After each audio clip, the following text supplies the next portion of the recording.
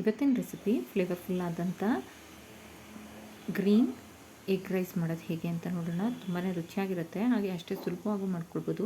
ಯಾವಾಗಲೂ ಒಂದೇ ಥರ ಸಾಸ್ ಹಾಕಿರೋಂಥ ಎಗ್ ರೈಸ್ ತಿಂದು ಬೇಜಾರಾಗಿದ್ದರೆ ಈ ಥರ ಒಮ್ಮೆ ಟ್ರೈ ಮಾಡಿ ನೋಡಿ. ತುಂಬಾ ವೈರಲ್ ಆಗಿರೋಂಥ ವಿಡಿಯೋನೂ ಸಹ ಇದು.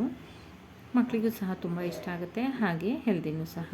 ಯಾವುದೇ ಸಾಸ್ಗಳನ್ನು ಬಳಸ್ತಾ ಇಲ್ಲ, ಹಾಗೆ ಅಜಿನೋಮೋಟೊ ಸಹ ಬಳಸ್ತಾ ಇಲ್ಲ. ಈಗಿಲ್ಲಿ ನಾನು ಮಿಕ್ಸರ್ ಜಾರ್ ತೊಗೊಂಡಿದ್ದೀನಿ, ಅದಕ್ಕೆ 5ರಿಂದ 6 ಎಸ್ಲು ಬೆಳ್ಳುಳ್ಳಿ, ಹಾಗೆ ಸ್ವಲ್ಪ ಶುಂಠಿ, ನಂತರ ಖಾರಕ್ಕೆ ತಕ್ಕಂತೆ ಹಸಿರು ಮೆಣಸಿನ್ಕಾಯಿನ ಸೇರಿಸ್ಕೊಳ್ತಾ ಇದ್ದೀನಿ. ಹಾಗೆ ಸ್ವಲ್ಪ ಪುದೀನ, ಸ್ವಲ್ಪ ಕೊತ್ತಂಬರಿ ಸೊಪ್ಪು, ಇದಿಷ್ಟನ್ನು ಸೇರಿಸಿ ನಂತರ ಇದಕ್ಕೆ ಒಂದು ಗರಿಯಷ್ಟು ಕರಿಬೇವು, ಇದನ್ನೆಲ್ಲ ನಾವು ಸ್ವಲ್ಪ ಲೈಟಾಗಿ ರುಬ್ಕೊಳ್ಬೇಕಾಗುತ್ತೆ. ಈಗಿಲ್ಲಿ ನಾನು ಒಂದು ಕಡಾಯಿ ತೊಗೊಂಡಿದ್ದೀನಿ, ಕಡಾಯಿಗೆ ಎಣ್ಣೆ ಸೇರಿಸ್ಕೊಳ್ತಾ ಇದ್ದೀನಿ.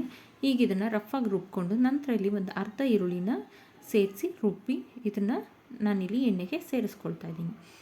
ಎಣ್ಣೆಗೆ ಸೇರಿಸ್ಕೊಂಡು ಚೆನ್ನಾಗಿ ಫ್ರೈ ಮಾಡ್ಕೊಳ್ಬೇಕು. ಕ್ವಿಕ್ಕಾಗಿ ಆಗುತ್ತೆ, ಒಂದು 10 ನಿಮಿಷ ಟೈಮ್ ಇದ್ದರೆ ಸಾಕು. ಈಸಿ ಆ್ಯಂಡ್ ಕ್ವಿಕ್ಕಾಗಿ ಮಾಡ್ಕೊಬೋದು ರೈಸ್ ರೆಡಿ ಇತ್ತಂದರೆ. ಈಗ ಇದಕ್ಕೆ ನಾನು ಹುರಿದಿಟ್ಕೊಂಡಿರೋಂಥ 3 ಮೊಟ್ಟೆನ ಹಾಕ್ಕೊಳ್ತಾ ಇದ್ದೀನಿ. ನಾನಿಲ್ಲಿ ಇಬ್ಬರಿಗೆ ಮಾಡ್ತಾರೋದ್ರಿಂದ 3 ಎಗ್ಗನ್ನ ಹಾಕ್ಕೊಂಡಿದ್ದೀನಿ. ನಿಮ್ಗೆ ಎಷ್ಟು ಬೇಕಷ್ಟು ಕ್ವಾಂಟಿಟಿ ನೋಡಿಕೊಂಡು ಅಡ್ಜಸ್ಟ್ ಮಾಡ್ಕೊಳ್ಳಿ. ಈಗ ಇದನ್ನು ಚೆನ್ನಾಗಿ ಮಿಕ್ಸ್ ಮಾಡಿಕೊಡ್ಬೇಕು. ಮೊಟ್ಟೆ ಚೆನ್ನಾಗಿ ಬೆಂದು ಇದು ಮಸಾಲೆ ಏನಿದೆಯಲ್ಲ ಅದ್ರ ಜೊತೆಗೆ ಚೆನ್ನಾಗಿ ಮಿಕ್ಸ್ ಆಗಬೇಕು. ಈ ರೀತಿ ಫ್ರೈ ಮಾಡಿಕೊಡ್ತಾ ಇದ್ದಂದರೆ ನೀಟಾಗಿ ಮಿಕ್ಸ್ ಆಗುತ್ತೆ, ಹಾಗೆ ಮೊಟ್ಟೆನೂ ಸಹ ಚೆನ್ನಾಗಿ ಬೇಯುತ್ತೆ. ಈ ಟೈಮಲ್ಲಿ ನಾನು ಇದಕ್ಕೆ ರುಚಿಗೆ ಎಷ್ಟು ಬೇಕಷ್ಟು ಉಪ್ಪನ್ನು ಸೇರಿಸ್ಕೊಳ್ತಾ ಇದ್ದೀನಿ. ಆಲ್ರೆಡಿ ನಾನು ರೈಸ್ಗೆ ಉಪ್ಪಾಕಿ ಬೇಯಿಸಿ ಇಟ್ಕೊಂಡಿದ್ದೀನಿ. ಈ ಮಸಾಲೆಗೆ ಎಷ್ಟು ಬೇಕಷ್ಟು ಉಪ್ಪನ್ನು ಈಗ ಸೇರಿಸ್ಕೊಳ್ತಾ ಇದ್ದೀನಿ. ಹಾಗೆ ಸ್ವಲ್ಪ ಅರಿಶಿನ ಪುಡಿ ಸೇರಿಸ್ಕೊಳ್ಳೋಣ. ಅರಿಶಿನ ಪುಡಿ ಹಾಕೋದ್ರಿಂದ ಕಲರನ್ನು ತುಂಬ ಚೆನ್ನಾಗಿ ಬರುತ್ತೆ. ಹಾಗೆ ಇದಕ್ಕೆ ಸ್ವಲ್ಪ ಪೆಪ್ಪರ್ ಪೌಡರ್ನ ಸೇರಿಸ್ಕೊಳ್ತಾ ಇದ್ದೀನಿ. ಈಗ ಇದನ್ನೆಲ್ಲನೂ ಚೆನ್ನಾಗಿ ಫ್ರೈ ಮಾಡ್ಕೊಳ್ಬೇಕಾಗುತ್ತೆ. ಇಷ್ಟೇ ಮಸಾಲೆ, ಯಾವುದು ಬೇರೆ ಮಸಾಲೆ ಅಂತ ಬೇಕಾಗೋದಿಲ್ಲ, ತುಂಬಾ ರುಚಿಯಾಗಿರುತ್ತೆ.